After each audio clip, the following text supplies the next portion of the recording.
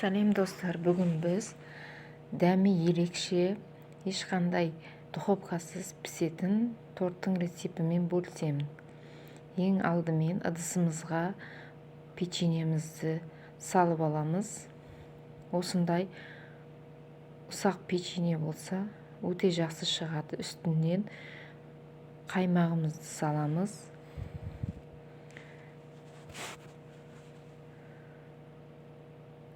Екеуін араластырамыз. Жақсылап араластырып алдық. Енді бір ыдысымызға пищевой пеленкамызды жайып, ішіне туралған 3 штук кивимізді жайып шығамыз.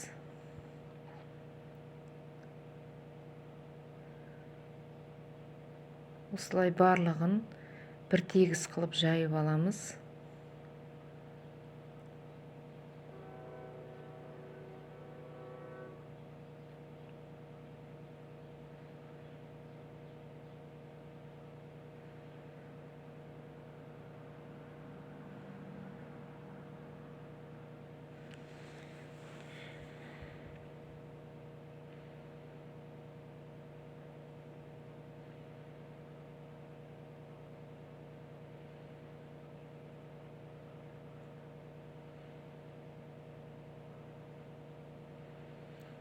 Үстінен дайын болған салмамызды саламыз.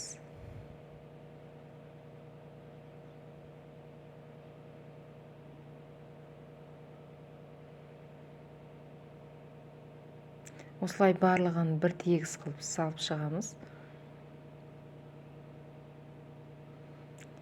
Енді бетін тегістеп аламыз. Және пакетімізге ораймыз.